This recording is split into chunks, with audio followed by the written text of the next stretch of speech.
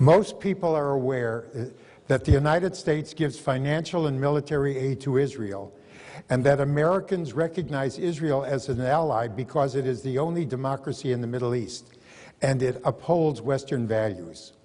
Not as many people recognize Israel as being important to the United States in other ways. Why, in your view, does the United States and the rest of the world need Israel? I think it's your turn first. You know, it's a really interesting question because we have such important technological, scientific, medical relations with the state of Israel. Israel can be very important to us when we talk about the whole move toward green energy.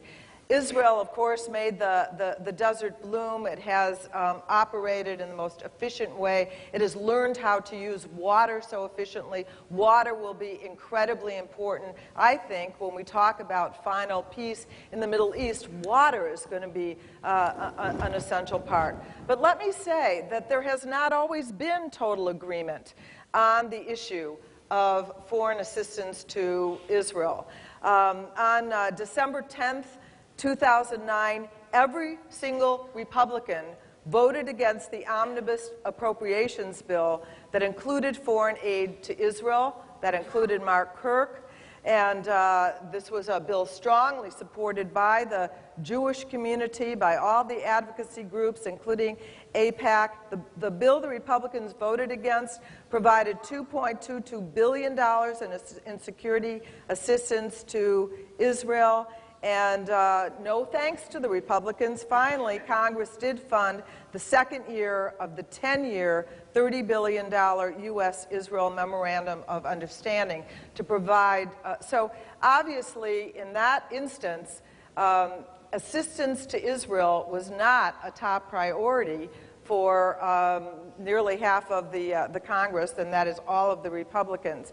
But I think that these kinds of exchanges on a wide variety of areas where we have the kind of interchange of scientific knowledge will prove enormously important for the United States as we try to move forward on energy efficiency, greening our economy, and conservation of water. Joel.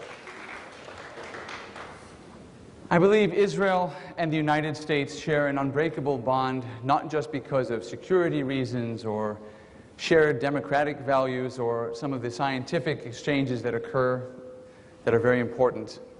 But the main thing that Israel and the United States have in common is that both prove that oppressed people, people fleeing from persecution, can rebuild their lives in a positive direction through their own hard work and through faith. That, to me, is the shining symbol of what both Israel and America stand for.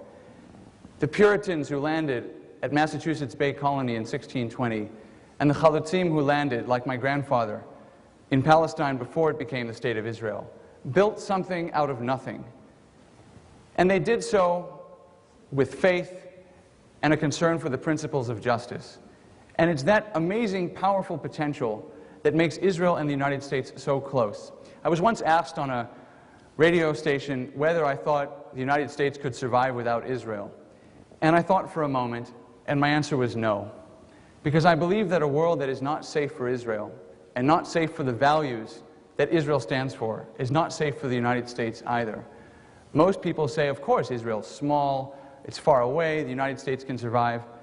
I believe that Israel and the United States share the same values, not just of democracy or free economies, but fundamentally of the triumph of the human spirit over adversity. I will say this just about bipartisanship over the issue of foreign aid. It's no good to say, as we all must, that Israel should be a bipartisan issue, we should all support Israel, and then to put foreign aid bills inside bills you know the other side cannot vote for.